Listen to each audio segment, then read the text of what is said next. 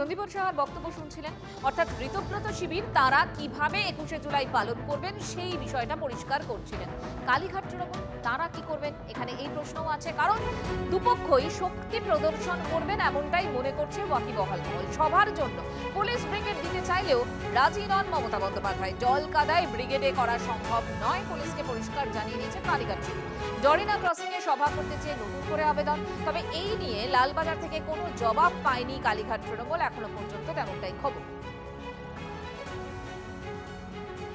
Brigade আমরা করেছি বহুবার, একবার দুবার না অনেকবার করেছি। মমতা বন্দ্যোপাধ্যায়ের নেতৃত্বে ব্রিগেড অনেকবার হয়েছে, কিন্তু ব্রিগেড বর্ষাকালে কেউ নিতে চায় না, এতটাই জল হয়। এবং এবারে যে পরিমাণ বৃষ্টি হচ্ছে এবং হবে বলে ফোরকাস্ট আছে, কোনো রাজনৈতিক দলই নেবে না।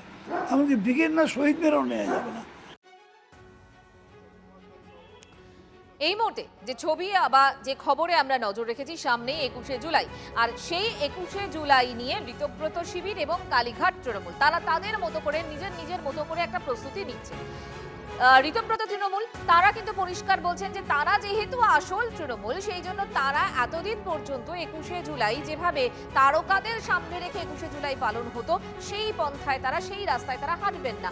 তারা বরং শহীদ তর্পণ করবেন এবং যেভাবে শহীদ দিবস পালন করার কথা তারা তাই করবেন। অর্থাৎ দুপক্ষের মধ্যে একটা দ্বৈরথ কিন্তু চলছেই। এই মুহূর্তে রাহুল সিনহা আমাদের সঙ্গে রয়েছেন।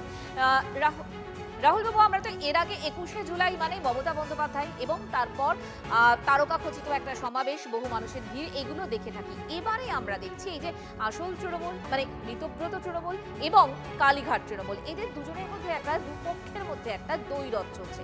কারা আসলে 21শে জুলাই করবে, কোথায় করবে, কি হবে, সব নিয়ে একটা নানান জল্পনা। আপনি কি ভাবছেন? দেখুন, মমতা ব্যানার্জি এখন এই দেশের সবচেয়ে ছোট গ্রুপের নেত্রী, যার এমপি নেই, এমএলএ নেই, নেতা নেই, কার্যকর্তা নেই। সে ব্রিগেডে মিটিং করবে কি করে? জলকাদা না হয়ে যদি পরিষ্কার থাকতো তাহলেও কি করতে পারবে? কারণ এখন তো কোনো মোড়েও করার উপায় নেই। কারণ যিনি নিজে বলছেন আমি রিক্সায় দাঁড়িয়ে মিটিং করব, তার মানে কোথায় এসে দাঁড়িয়েছে? গণতন্ত্রের সংখ্যা হচ্ছে সবচেয়ে বড় কথা। সংখ্যা যার সাথে আছে সেই হচ্ছে গণতন্ত্রের স্বীকৃতি পাওয়ার অধিকারী।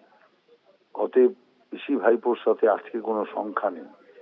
অতএব গণতন্ত্র সংখ্যাকেই মর্যাদা দিয়ে থাকে। অতএব সংখ্যা নেই যার সাথে, সে কবে কি করেছিল, কবে ঘি দিয়ে ভাত খেয়েছিল, সেই গন্ধ এখন শুকে বেড়ালে তো কিছু হবে না।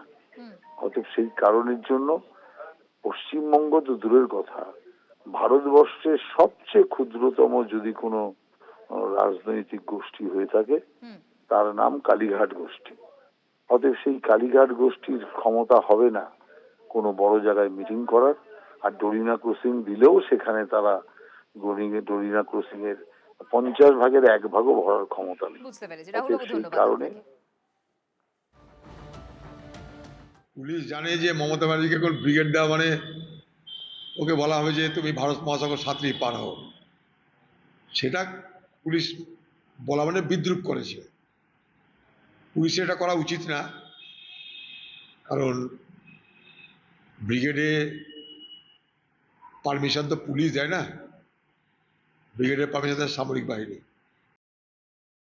তৃণমূল গলে গেছে, তৃণমূল বলে কিছু নেই। কি 21শে জুলাই হলো কি হলো না, তৃণমূল কংগ্রেসকে যারা ভোট দিয়েছে তারা ইতিমধ্যেই উপলব্ধি করতে আরম্ভ করেছে তৃণমূল কংগ্রেসকে ভোট না দিয়ে সিপিআইএমকে ভোট দিলে 80টা বিধায়ক অন্তত তারা বিধানসভার মধ্যে গঠনমূলক সমালোচনা করতে পারত।